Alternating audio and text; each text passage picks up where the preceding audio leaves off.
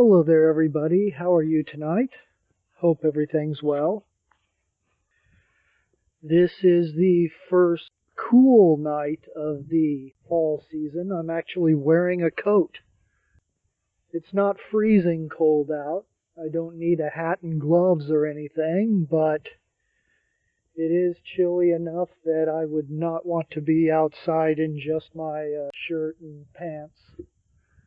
Actually wearing jeans instead of shorts tonight. There's a class that I've been going to on Wednesday nights. It's an entrepreneurship class. Wasn't able to make it tonight though. My wallet and my fuel tank in my car conspired against me to make certain I couldn't go. Makes me wonder what I missed out on there. You can usually learn something. Thing about this entrepreneurship class is most of it are things that I already know. But any opportunity is an opportunity to learn. It's always good to sign up for the occasional class just to keep acquiring knowledge. I mean, as long as you're curious, you're going to continue to acquire knowledge anyway. But it's nice to have the social interaction that comes with a class. And it's nice to have a little bit of structure. I obviously am not a structure person. You can probably tell that just by listening to a few of my videos. I'm not big on specific dates and specific times and, you've got to get this assignment done by now and yada yada. But we all need at least a little structure in our life. I have been thinking today about what kinds of changes I want to make in myself. If you're not moving forward, you're moving backwards. If you're not improving, you're stagnating. So it's always good to have some kinds of goals in mind. Even if you're approaching things from the standpoint that you've got everything you want, there should always be something new to aspire to. Never let yourself plateau. And of course, obviously, anybody who's spent any time listening to these videos knows that I'm a sucker for junk food. Not near as bad as I used to be. There was a time in my life when I pretty much lived off of fast food. I would eat fast food 3 times a day. Most of what I drank was pop or soda, depending on what part of the world you're from. These days I'm down to about 1 fast food meal every 2 weeks, so that's not bad. I could still go with something better, but once every 2 weeks, that's not really something to complain about. In general, though, I do want to get more physically fit. I've been going out on walks like this pretty consistently most of my life. One of the reasons why I started recording these and posting them on my YouTube channel is walking and thinking out loud is something that I pretty much do anyway, so I might as well record it. But I've been walking pretty consistently most of my life. But once you hit a certain age, it's just not really enough to keep the weight off. It's not really enough to avoid having that double chin that I've got in that very happy picture that I've been using for the intro to these. And of course there are other factors. One of the factors is that I'm a very nerdy person. Left up to my own devices, I will gladly sit in front of the computer for hours on end. That's never good for the waistline. Might be fun and mentally engaging, but it's not good for the weight loss. Another contributing factor is that I have never really liked sports. So I've never had the desire to get up and play ball or anything like that. And it's not that I dislike sports, I just don't give a shit. You know, one of the ways I tend to look at it is, like, you take professional football. If it were to disappear from existence right now, 10, 20 years ago, I might notice that it's gone. That's my status on it. It's not that I hate it. I just don't like it. It's not even a blip on my radar. And that is a contributing factor. Perhaps if I actually enjoyed that sort of thing, I would be as thin as I used to be. Actually, I don't want to be as thin as I used to be. When I was in my teens and 20s, I was so thin I was downright bony. I couldn't make myself gain weight. You know how everybody says that they've got that friend who can eat whatever they want and they're still thin as a rail? Yeah, that was me. But once you hit a certain age, that stops being true. Once you hit a certain age, if you keep eating the way you did when you were younger, well, you're going to look like Jabba. For me, I think my metabolism shifted when I was about 29. Somewhere between 29 and probably 36. Somewhere around in there. That's when my metabolism shifted enough to where I couldn't just do whatever I want and continue looking the same anymore. So once again, I'm thinking about things about myself that I'd like to change. And I'd like to be more active. Right now I am a bachelor, I am a single guy. And it's rather hypocritical of me to want a woman who's all beautiful and fit when I'm not willing to be beautiful and fit myself. So, yeah, I need to get myself back into shape. One thing I have noticed about not eating properly, though, and a lot of people have started saying this recently, it's so much easier to change your eating habits if you just give yourself one day a week where you can eat whatever you want. Instead of going hardcore and strict on a diet for every day for the rest of your life, give yourself a day a week when you can just say, fuck it, I want Jell-O, damn it. I'm going to eat Jell-O. Actually, I don't have Jell-O cravings very often. My cravings tend to go more in the variety of cheese-covered burritos and, and quesadillas and things like that. Hello. Of course, another thing that I really want to change about my life is I want to travel more. I want to travel all over the world. But it's something I've never done. I've always wanted to travel, but never have. And I figure right now is the best time to do it. I am a single guy with no real obligations or responsibilities. The only responsibilities I have are towards the job that I'm working. When it comes time to do some more traveling, I just hand in my 2-week notice and that obligation will be taken care of. So it's a good time in my life to travel. Yes, I have spent way too much of my life living in one place. One of the big reasons why I'm recording these videos, actually, is to try and get some kind of monetization out of my webcasts, because that's something that I can take with me wherever I go. And most of the places that I want to visit are not expensive places. I'm thinking I'm going to turn around and head home early tonight. I've never been a cold weather person, although there are cold weather areas I would like to visit.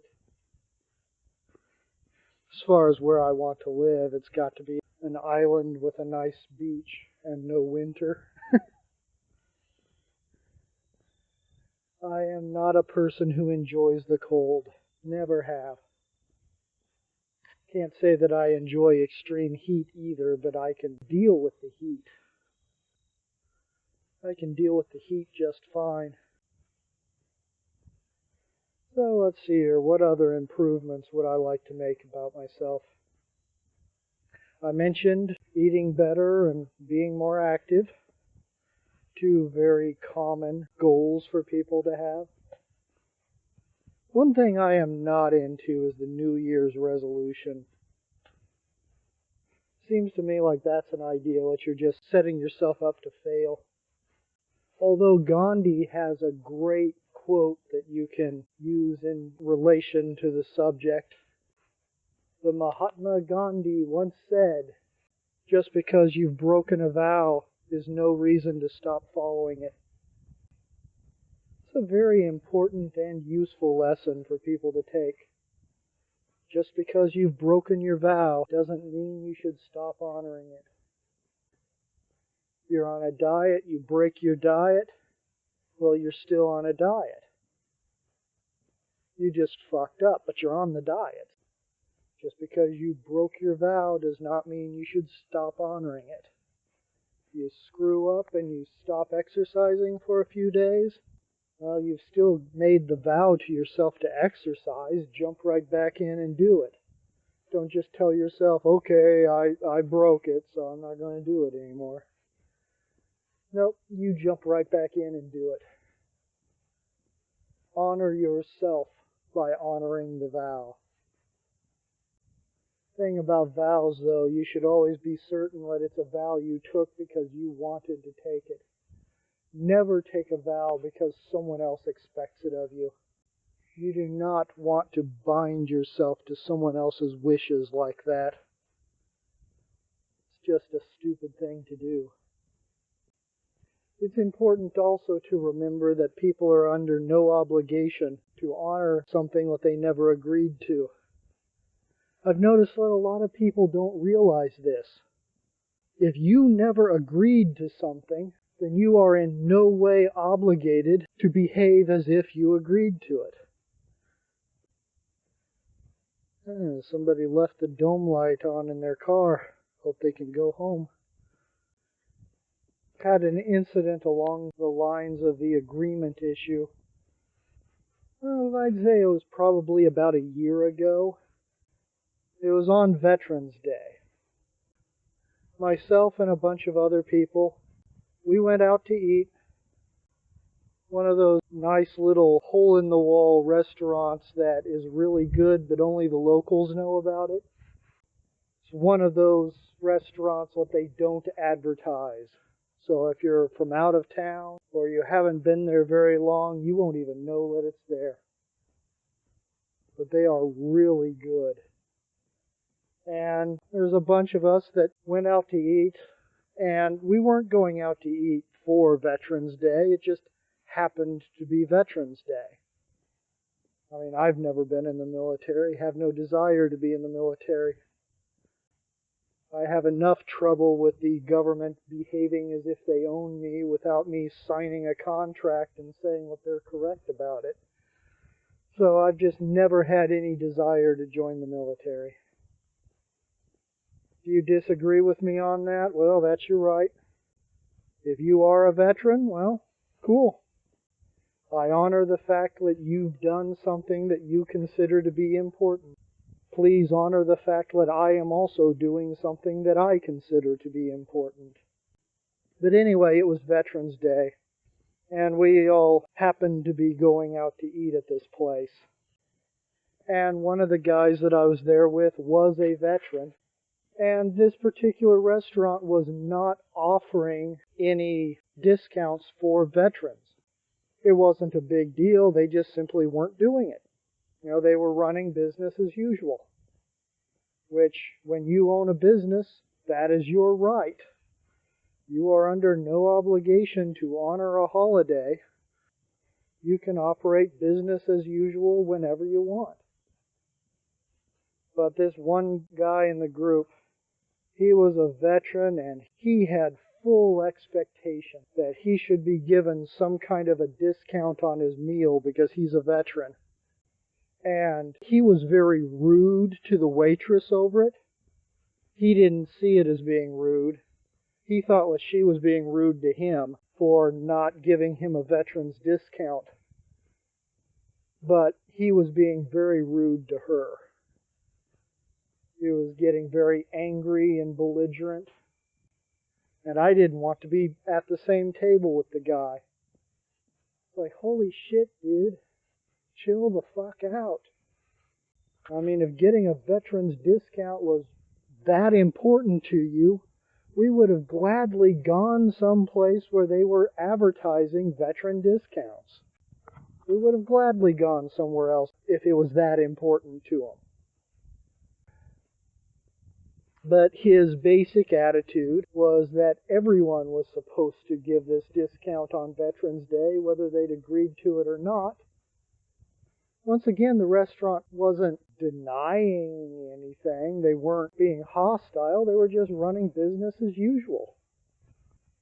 This man was really hating on the restaurant that we were at, all because they were not giving him a discount that they never agreed to give.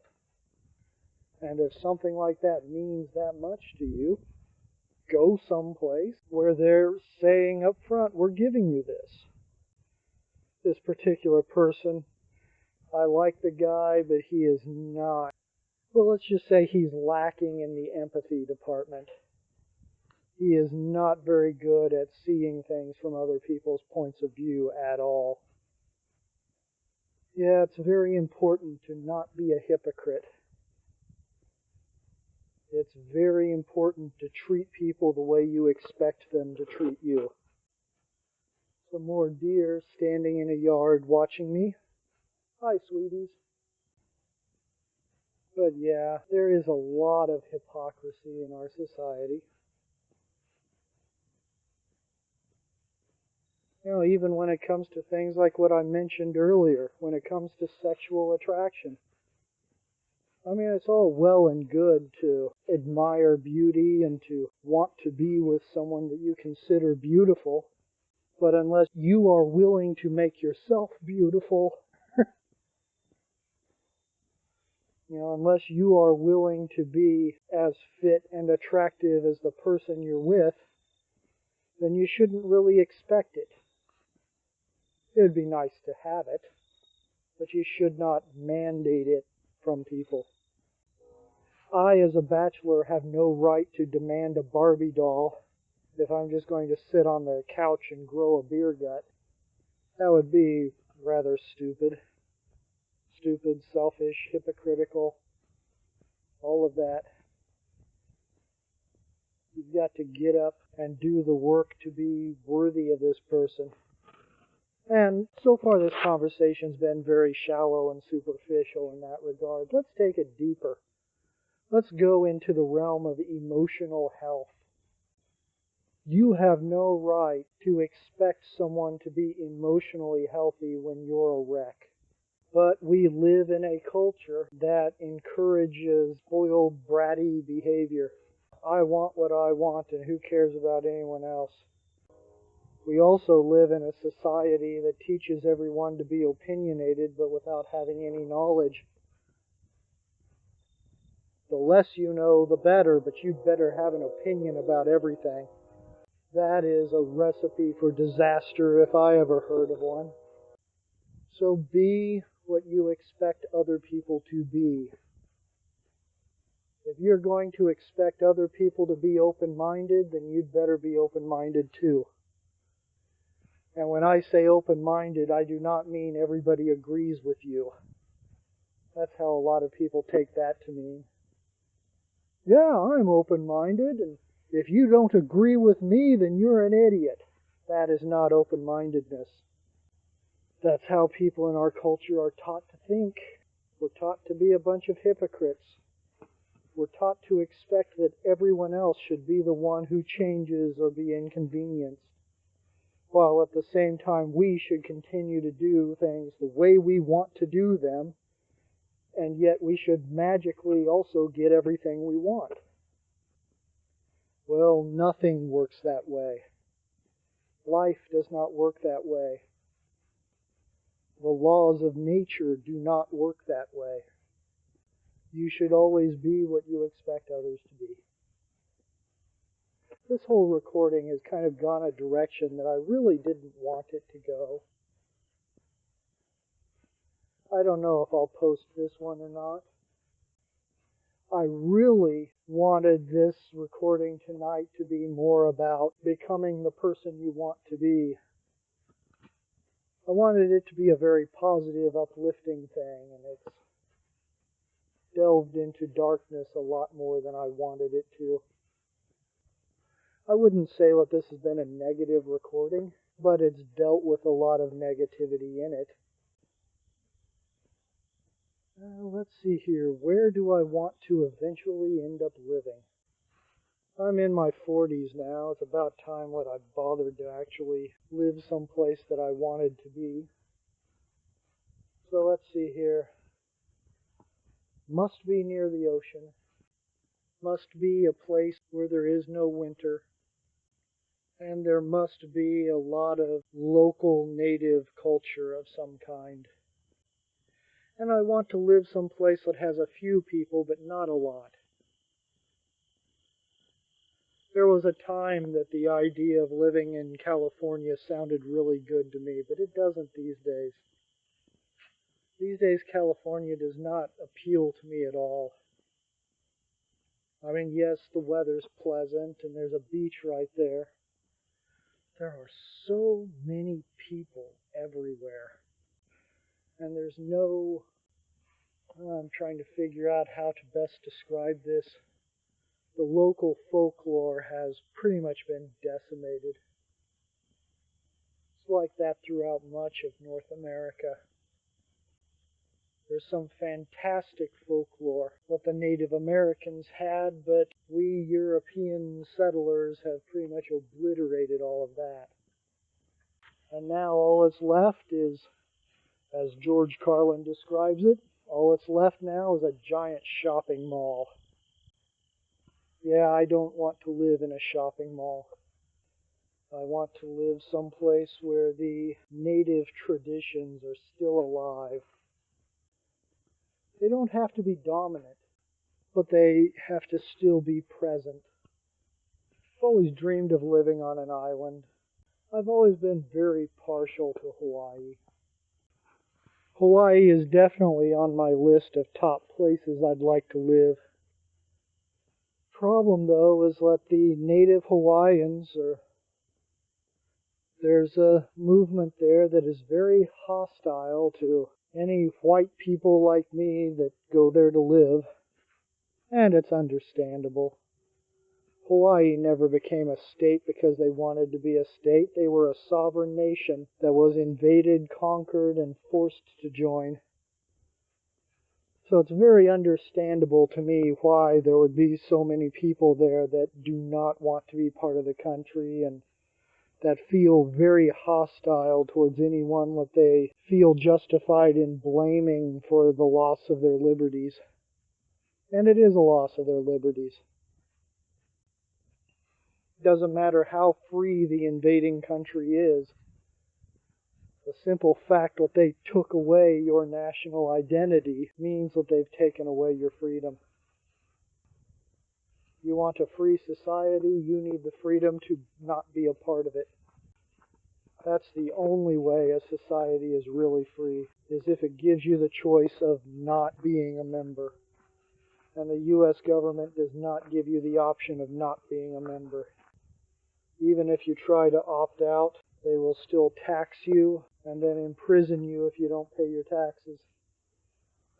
Not as free a country as people like to believe, because they still force you to be part of the country. I mean, heck, just ask the Native Americans. Were the Native Americans given a choice? They're even the rightful owners of the land, if you were to say what they believed in owning land. Still, they have a better right to be here than we do. We swept in, we took it from them, and told them that it's punishable by death if they don't go along with it. That is not freedom. I don't know what the local Hawaiian government was like before the U.S. took over. I don't know if the people are afforded more or fewer liberties under U.S. rule than before. I do know that traditionally the Hawaiian Empire was a very violent one. I mean, the history of Hawaii is full of a lot of bloodshed, but still it's a form of bloodshed that they had the right to continue taking part in. And the U.S. came into Hawaii for pure geopolitical reasons. We went in there because Hawaii, coupled with a powerful naval base, allows you to control the entire Pacific Ocean. That's why the U.S. went into Hawaii. We did not go in there to help the local people, and we certainly did not bring them into the country with the locals' blessing. We invaded a sovereign nation and made them join the United States at gunpoint. Very sad. I would still like to live there, though. We've discussed a few times on this channel some of my mystical beliefs. I've always been a strong believer in reincarnation. Even when I was a fundamentalist Christian, and I had all these authority figures saying, no, you've only got one chance. You're only born once, you only live once, you only die once, and if you screw up, you're going to hell, so you'd better listen to what we tell you. Even when I was at my most fundamentalist Christian self, and that was the constant message I was being bombarded with, I still had that feeling in the back of my head that was telling me, no, this is not true. You do not live only once. I have always felt like I've been here a long time. I'm not going to say that I'm an old soul because, what the hell does that even mean? How old are you to qualify as being an old soul? I do, however, feel like I've been on this planet a very long time. One time I had a past life regression. The regression came with it the distinct impression that it was around the year 50,000 BC.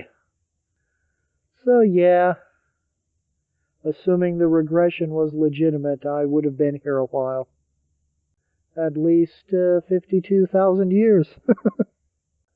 Even when I was at my most fundamentalist self, and people were in my face and telling me, you only live once, so you'd better not screw it up.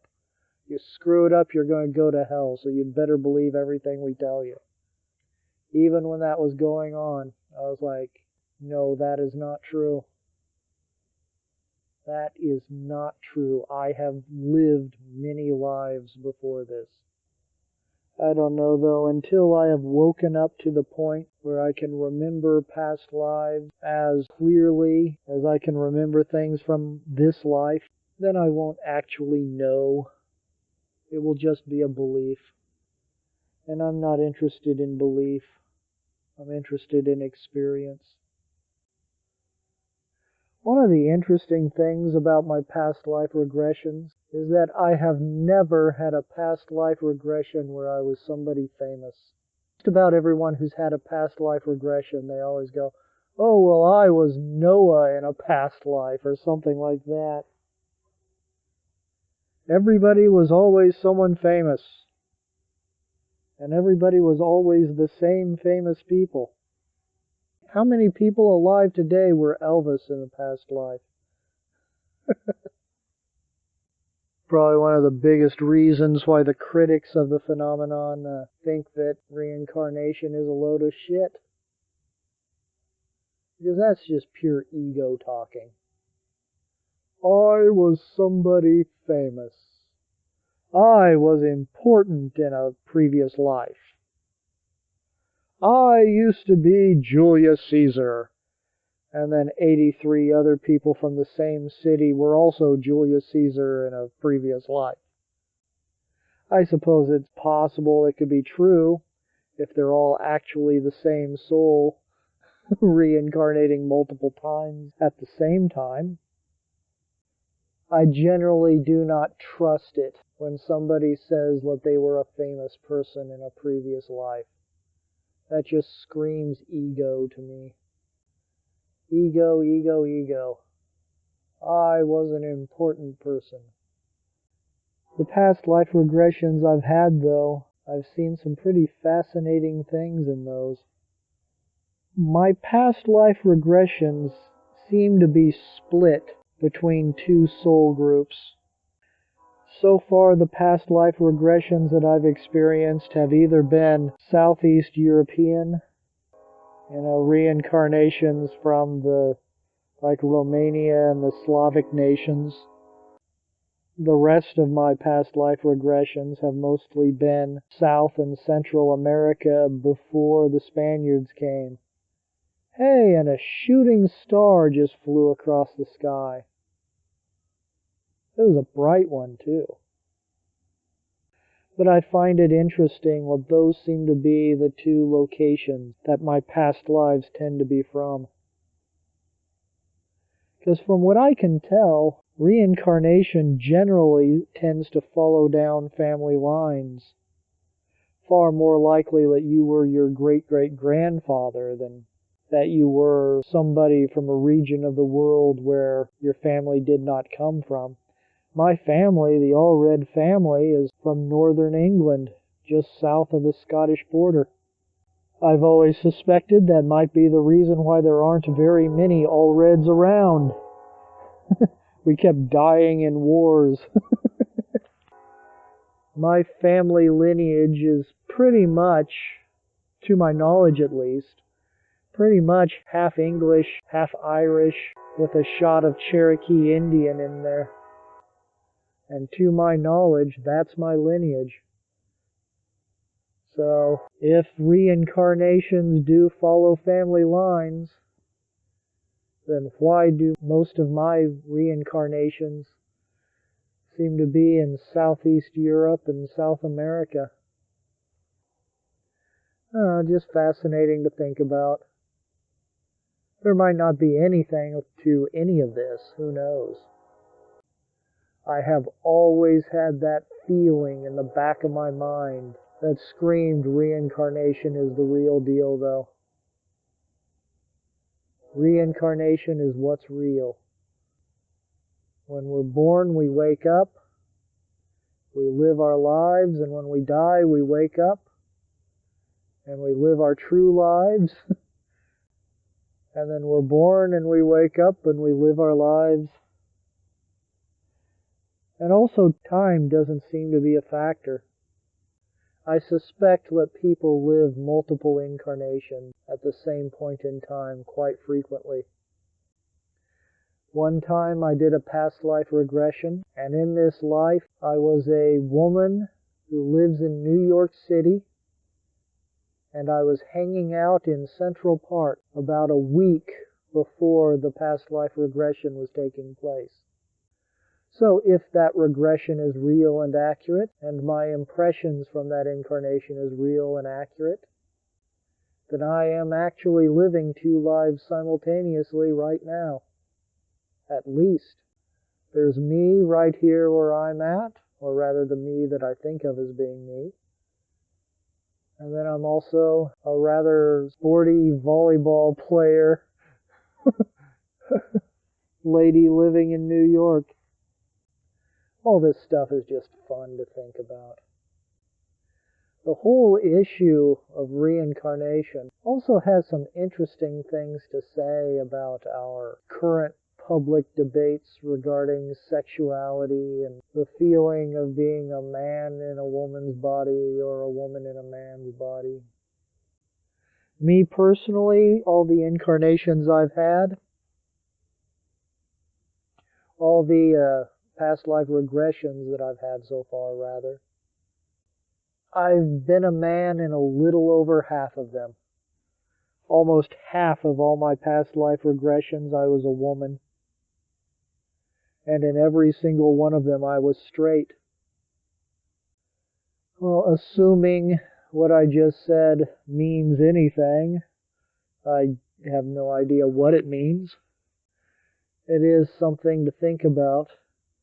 Of course, in order to spend any time thinking about it, you must first be of the opinion that reincarnation is real. I have a really good friend of mine. Known him most of my life. One of the best people I've ever known. Smart, kind. I don't think he thinks too much of himself, but I consider myself very lucky to know this person. One time he said that he wanted to have a discussion with me one time because he knows that I believe in reincarnation. I'd rather not believe, I'd rather have gnosis on the subject. But right now it's a belief. And he knew that I believed in reincarnation, and he doesn't. He believes that you've only got one life. He asked me one time if we could just have a discussion about this. He wanted to hear my viewpoints on the subject. And I had to give him an honest answer. It's not really something I can discuss. It's just always been an instinct that I've had. Instinctively, I have always felt that reincarnation is the real deal. We reincarnate. And I told him that. I was telling him, I'd be happy to have this discussion, but I don't really think there's anything to discuss because I don't have any kind of intellectual foundation for my belief in reincarnation. It's just a gut instinct that I've had my entire life. I have always had the gut instinct that I have lived on this world many, many times. Just as a side note, I've even had a few past life regressions where I was an extraterrestrial living on another planet. Some of those past life regressions were really interesting. I don't know how much I want to get into detail in describing to you any of my past life regressions, because a lot of them are very personal, and, they're my business, they're not yours. But I will mention, without too much detail, that the first past life regression I had, where I experienced the life as an extraterrestrial, it came up completely without warning. Because what I did before I did the past life regression, I meditated on the idea of I wanted to relive a life where love was very important in it. And of course I was thinking romantic love. I was thinking it would be fun to go back and see a woman that I was married to in a previous life or something, or had a romantic fling with. I was thinking in terms of fun and just romantic love. And so I meditated. The thing is, I didn't specify romantic love in my meditations. I just specified a life about love. And my subconscious called up exactly what I asked for. It did not call up what I intended, but it called up exactly what I asked for. Because this life about love, I was an extraterrestrial, but I was also a father. And I had a very close and profound relationship with my son. Very distinct memories of my son and I sitting on the floor of the living room, playing some kind of game. It was an alien game from an alien world. The closest description I could give to the game we were playing is that it was something like building with blocks. It was something like blocks. The blocks that you see small children playing with on our world. You've got the A and the B and the C, and they just stack them up. It was something like that, but that's only a similarity in the description. It was something that we don't have here. And those alien life incarnations have a lot of that. They have things that we just don't have. Apparently, in this incarnation, I made my living by manufacturing these little cubes that were kind of like dice, but had kind of a religious significance to them. These dice were, well, they weren't dice. They were dice-like things. And this culture on this alien planet did not have religion. So saying that they were used for religious purposes is not an accurate description either. But they were dice-like objects in this life on this alien planet. I made a living manufacturing these things for some kind of, best way to describe it, some kind of religious practice. It does not feel right to say that it was involved in a spiritual practice. It still feels wrong to say that it's a religious practice, but saying it's religious feels more right than saying it's spiritual. So it's just something that we don't have. As an alien on this world, I remembered looking in a mirror. I made the decision to look in the mirror while having this regression because I wanted to know what I looked like. You know, if you're an alien, let's take a look. I had dark, dry, kind of wrinkly, charcoal gray skin. The body configuration was similar to an alien gray. You know, the grays that are so popular these days. And what I mean by that is the size of the head, the thickness of the body. You know, it was a similar configuration to that. But I definitely was not a gray. My skin was the color of charcoal. It was very dry and leathery. The planet I was living on was a desert planet. There was not very much liquid at all. And so my skin was very dry and wrinkled, but it's the kind of wrinkle you get from no moisture. I had these bright, beautiful green eyes. They were reptilian-looking eyes. The being that I was in this incarnation was some kind of reptile-like creature. You know, I had no hair, I had dry skin. Don't remember if I was warm or cold-blooded or if that was even an issue. Don't remember that either way. But my eyes were a bright, pretty green color. And they were eyes where the irises filled the eyeball. Had the typical almond-shaped eye slit that's associated with the grays.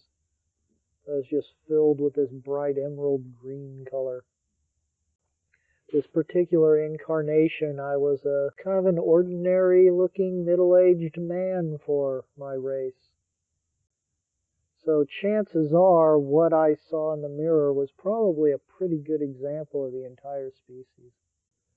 But I do find it kind of interesting that I asked my subconscious to help me relive a past life about love, and here I was expecting a whirlwind romance from the Victorian era, and instead I get me as an alien playing blocks with my son on the living room floor. And it was a very sweet past life regression. It just was not what I was expecting at all. Well, I'm going to call it good for tonight. I find it kind of ironic that I turned around and came back home early, and when I got back, instead of ending the recording, I just sat on the swing out front, and I've been looking at the stars through most of this. About the time I started talking about incarnations, I've just been sitting here looking at the stars. It's chilly out and I don't like the cold, but I haven't minded it tonight. Well, good night, everybody. I love you all. And remember, no matter who you are, You're important. And you have the potential to become whatever you want. Have a good night, everyone.